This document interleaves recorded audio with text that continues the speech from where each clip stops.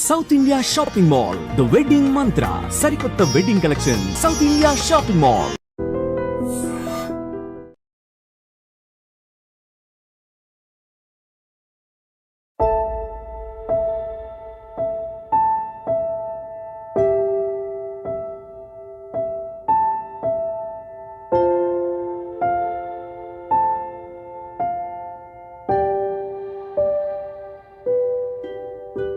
కోనసీమ జిల్లాలో విషాదకరమైన ఘటన. గోదావరిలో స్నానానికి దిగినటువంటి 11 మందిలో 8 మంది యువకులు గల్లంతైనటువంటి దుర్ఘటన ప్రతి ఒక్కరిని తీవ్ర దిగ్భ్రాంతికి గురి చేసింది. గల్లంతైన వారి కోసం నిన్న రాత్రి 11 గంటల వరకు కూడా విస్తృతంగా గాలింపు చర్యలు కొనసాగాయని చెప్పొచ్చు. మళ్ళీ తిరిగి ఉదయం 6 గంటల నుంచి కూడా రెస్క్యూ ఆపరేషన్ కొనసాగింది. దీంతో 3 మృతదేహాలైతే లభ్యమయ్యాయి. గల్లంతైన వారిలో మరొక 5 కోసం అయితే గాలింపు చర్యలు ఇప్పటికీ కూడా కొనసాగుతూ ఉన్నాయి. ఈ గాలింపు చర్యల్లో 40 మంది ఎస్డీఆర్ఎఫ్ బృందాలు 3 బోట్లతో గాలింపు చర్యలు కొనసాగిస్తూ ఉండగా, స్థానికంగా ఉన్నటువంటి మత్స్యకారులు, గజ ఈతగాళ్లు కూడా లోకల్ గా ఉన్నటువంటి 3 బోట్స్ తో కూడా ముమ్మరంగా గాలింపు చర్యలు కొనసాగిస్తా ఉన్నారు. చాలా బాధాకరమైన సంఘటనని చెప్పుకోవచ్చు.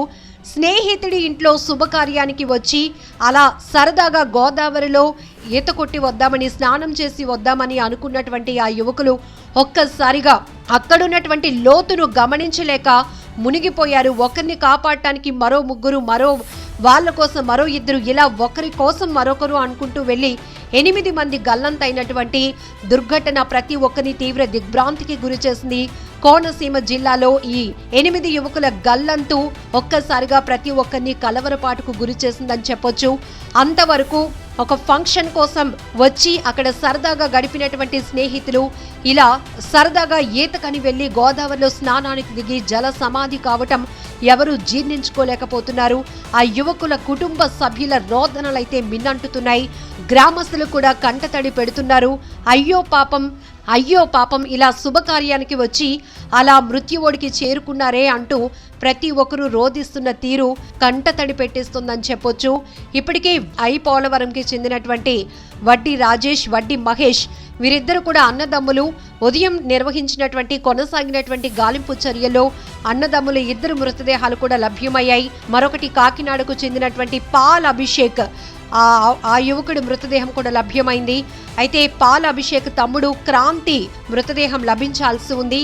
సో 8 మంది గల్లంతైతే నిర్విరామంగా కొనసాగుతున్నటువంటి రెస్క్యూ ఆపరేషన్లో ఉదయం 3 మృతదేహాలు లభ్యమయ్యాయి. మరొక 5 కోసం స్టిల్ రెస్క్యూ ఆపరేషన్ అనేది కొనసాగుతూ ఉంది. మృతదేహాలనైతే స్థానిక ప్రభుత్వ ఆసుపత్రికి అయితే తరలించడం జరిగింది. సో ఇప్పటికే అధికార యంత్రాంగం అంతా ఘటనా స్థలికి చేరుకున్నటువంటి పరిస్థితి. ఒక మృతదేహం పైకి తేలినట్టు కనిపించింది. మరొక 2 మృతదేహాలు సంఘటన జరిగిన చోటే లభ్యమయ్యాయని కూడా స్థానిక ఆర్డీఓ చెప్తున్నారు. సో అలాగే ఈ పూర్తి స్థాయిలో ఇక్కడ మనం చూడొచ్చు, బుద్ధ గౌతమి గోదావరి తీర ప్రాంతం ఎప్పుడు కూడా ఆటుపోట్లతో ఉంటుంది. కానీ పైకి మాత్రం చాలా ప్రశాంతంగా కనిపిస్తోంది. లోతు గమనించక చాలా మంది సరదాగా ఆహ్లాదంగా గడపడానికని గోదావరిలో నడుచుకుంటూ వెళ్తూనే ఇలా ప్రమాదాలకు గురవుతారు అనేటటువంటి పరిస్థితులు కూడా వ్యక్తమవుతున్నాయి. మరొక వైపు సముద్రం ఎగువ ప్రాంతం యానాం నుంచి నిరంతరంగా ఆటుపోట్లు ఉంటాయి కాబట్టి పైకి మాత్రం ఎత్తు ఎప్పుడూ కనపడదు. అలానే అమావాస్య రోజులు కాబట్టి ఆటుపోట్లు ఎక్కువగా ఉంటాయి. అయితే ఇది గమనించలేనటువంటి ఆ యువకులు ఇక్కడ మనం చూడొచ్చు, గల్లంతైన 8 యువకులు కూడా 13 సంవత్సరాల నుంచి 19 ఏళ్ల వయసు ఉన్నటువంటి వాళ్ళు, చాలా బ్రైట్ ఫ్యూచర్ ఉన్న వాళ్ళు ఒక్కసారిగా ఇలా సరదా కోసం గోదావరిలో దిగి మునిగిపోయి తమ ప్రాణాలు కోల్పోవటం అనేది ఎవరు జీర్ణించుకోలేకపోతున్నారు. ఒక్కసారిగా కాకినాడ, మండపేట, పోలవరం, షేర్లంక పరిసర ప్రాంతాల నుంచి పెద్ద ఎత్తున జనాలు కూడా అక్కడికి చేరుకుంటున్నారు. అయ్యో, ఇలాంటి దుర్ఘటన గతంలో ఎప్పుడు కూడా మేము చూడలేదు. నిన్నటి వరకు ఫంక్షన్లో టైం స్పెండ్ చేసిన వాళ్ళు ఒక్కసారిగా ప్రమాదాన్ని గమనించలేక గోదావరిలో సరదాగా ఈతకని వెళ్లి ప్రాణాలు కోల్పోవటం అనేది చాలా బాధాకరమైన విషయం. ఆ కుటుంబ సభ్యుల రోదనలు మిన్నంటుతున్నాయి. గుండెలు బాదుకుంటూ ఆ తల్లిదండ్రులు రోధిస్తున్నటువంటి తీరు ప్రతి ఒక్కరూ ఆ యువకుల కోసం కన్నీళ్లు పెట్టుకుంటున్నారు. మరొక వైపు గల్లంతైనటువంటి ఈ 8 మంది యువకుల కోసం నిన్నటి నుంచి నిర్విరామంగా కొనసాగుతున్న రెస్క్యూ ఆపరేషన్లో 6 డ్రోన్స్ కూడా ఫ్లై చేసి వాళ్ళ ఆచూకీ కోసం ప్రయత్నాలు కొనసాగుతున్నాయి. 3 పోలీస్కు సంబంధించినటువంటి డ్రోన్స్, అలాగే లోకల్గా 3 డ్రోన్స్ కూడా ఫ్లై చేస్తూ ఈ రెస్క్యూ ఆపరేషన్ అనేది కంటిన్యూ అవుతోంది. ఎస్డీఆర్ఎఫ్ బృందాలు, మత్స్యకారులు, గజ ఈతగాళ్లు, స్థానికులు కూడా అక్కడికి పెద్ద ఎత్తున చేరుకొని ఈ రెస్క్యూ ఆపరేషన్ కొనసాగిస్తూ ఉన్నారు. అయితే ఎక్కువగా పరిసర ప్రాంతాల్లో ఇసుక తవ్వకాలు కూడా జరుగుతున్నాయి కాబట్టి ఈ మృతదేహాలు, గల్లంతైన వాళ్ళ మృతదేహాలు ఊబిలో కూరుకుపోయి ఉంటాయి అనేటటువంటి అభిప్రాయాలు కూడా వ్యక్తమవుతున్నాయి. ఆ నేపథ్యంలో ఆ రకంగా కూడా అక్కడ రెస్క్యూ అయితే కొనసాగిస్తూ ఉన్నారు. ఏదేమైనా కూడా కోనసీమ జిల్లాలో తీవ్ర దుర్ఘటన అని చెప్పొచ్చు. ఇది విషాదకరమైనటువంటి సంఘటన. సరదాగా ఈతకు వెళ్లి గోదావరిలో మునిగిపోయి 8 మంది జల సమాధి కావటం, మృతదేహాల కోసం గాలింపు చర్యలు నిర్విరామంగా కొనసాగుతూ ఉండటం ప్రతి ఒక్కరిని తీవ్ర కలవరపాటుకు గురి చేస్తోంది. మధ్యాహ్నం కల్లా మిగతా 5 మృతదేహాలు కూడా లభ్యమయ్యే అవకాశం ఉన్నట్లు కూడా అంచనా వేస్తున్నారు. ఏది ఏమైనా ఈ వేసవి కాలంలో చాలా ప్రమాదాలు జరుగుతూ ఉన్నాయి. ముఖ్యంగా పిల్లలు, యువకులు సరదా కోసం వెళ్తున్నారే తప్ప అక్కడ ఉన్నటువంటి ప్రమాదాన్ని మాత్రం వారు గుర్తించలేకపోతున్నారు. నీటి ప్రమాదాలు ఎక్కువగా జరుగుతున్నాయి.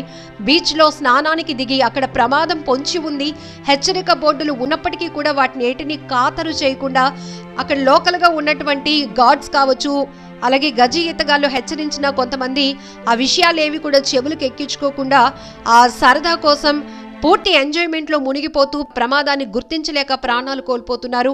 ఇలాంటి ఘటనలు ఈ మధ్య చాలా చూస్తున్నాం. బోరుబావిల్లో పడిపోవటం, సరదాగా స్నానానికి వెళ్లి చెరువులో మునిగిపోయినటువంటి చిన్నారుల పరిస్థితులు చూస్తున్నాం.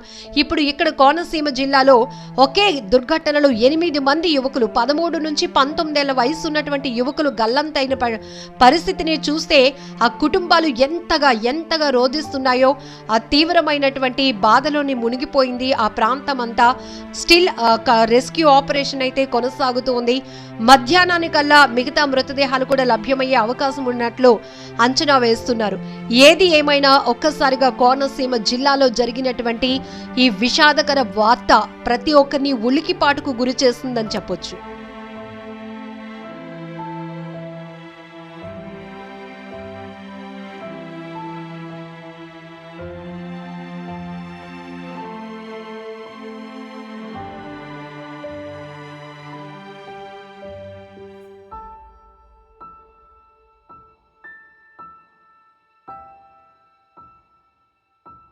అండి నా పేరు కొండపి శ్రీనివాసరావు అండి.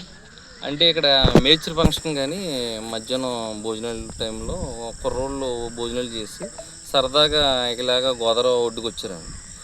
అది గోదావరి ఒడ్డుకు వచ్చి కుర్రోళ్ళు ఏమేమి చేశారంటే సరదాగా అలాగా స్నానానికి దిగితే 2 కుర్రోళ్ళు లోపలికి వెళ్ళిపోవడంతో ఇంకో 2 కుర్రోళ్ళు వెళ్తే వాళ్ళని బట్టి ఇంకో 2 కుర్రోళ్ళు వెళ్తే మొత్తం మీద 80 కుర్రోళ్ళు గల్లంతయ్యారండి. ఆ 80 కుర్రోళ్ళు కూడా ఇప్పుడు వరకు మనకు ఆచూకు లేదండి. బట్టలు, చెప్పులు అన్నీ మాత్రం అక్కడ గొట్టు మీద పెట్టారు. ఆ గొట్టు మీద పెట్టినవి అయ్యి ఉన్నాయి. దాని మీద బట్టి మేము 80 అని గుర్తించాం.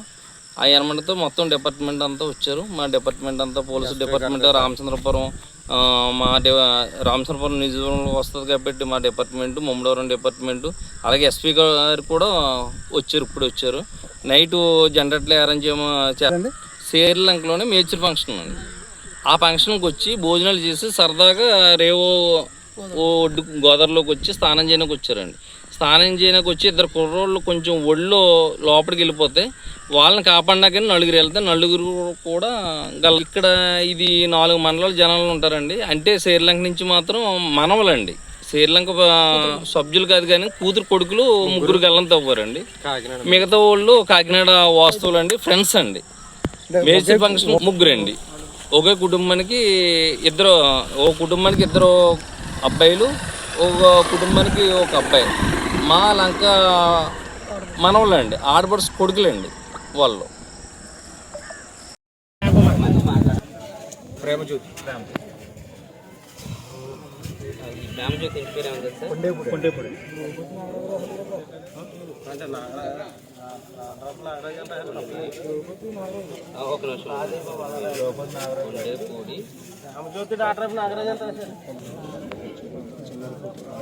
సరే, ఇప్పుడు ఇక్కడికి ఎవరెవరు వచ్చారు? 8 మంది.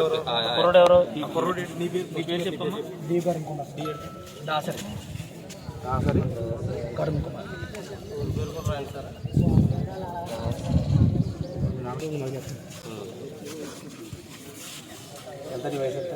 నా వయసు 17 సార్. క్యాస్ట్ దుర్గా ప్రసాద్ కాపులు సార్.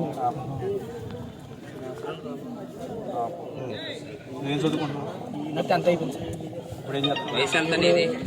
17 సార్. క్యాస్ట్ కాపు. ఇప్పుడు ఇంటర్లోకి వెళ్తున్నాను సార్. ఇప్పుడు మీది ఎక్కడ? కాకినాడ సార్. కాకినాడలో ఎక్కడ? జనాలపురం తుఫాన్ బిల్డింగ్ సార్.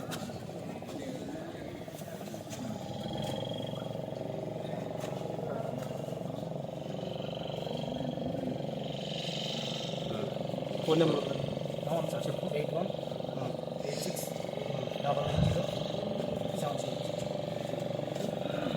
నీతో పాటు రెండో అతను వచ్చారు.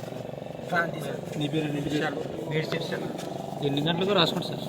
మేడి శెట్టి శరణ్ రోహిత్ 3 గంటల 3 అంటే చాలా లేట్ చెప్పారు.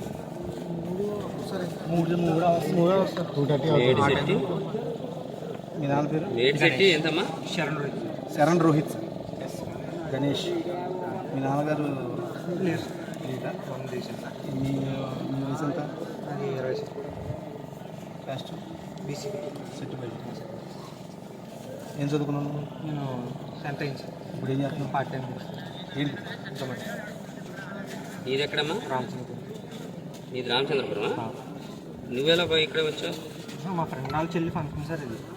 నేను ఏం చేశానంటే కాకినాడ నుంచి మా ఫ్రెండ్ ఇంటికి వెళ్ళి అక్కడ నుంచి అందరూ కలిసి వచ్చాం. Phone number 7013557222. హలో. నెక్స్ట్ మీ నాన్నగారి పేరు? కుమార్. ఏం చేస్తారు? మీ నాన్నగారు ఉన్నారా? ఉన్నారు కదా. ఎంత నీ వయసు? 27. క్యాస్ట్ చదువుకున్నావా?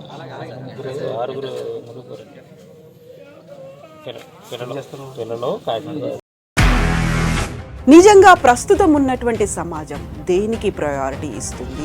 ఆర్థిక సంబంధాల చుట్టూ మాత్రమే తిరుగుతోంది. మళ్ళీ ఎన్నికలంగానే చాలా విరక్తి కలుగుతున్నాం. మంచి అనిపిస్తుంది కదా, లేడీస్ కూడా ఛాలెంజింగ్ జాబ్స్ చేసినప్పుడు చాలా బాగుంటది. ట్రాఫిక్ అసిస్టెంట్స్ గా నియమించిన ట్రాన్స్జెండర్స్ అందరితో సాల్యూట్ చేయించుకుంటున్నారు. ఫుడ్ డెలివరీ ఇవ్వటానికి వెళ్ళినటువంటి డెలివరీ బాయ్ అనిల్ పై కళ్ళ ముందు పెళ్ళండుకోండి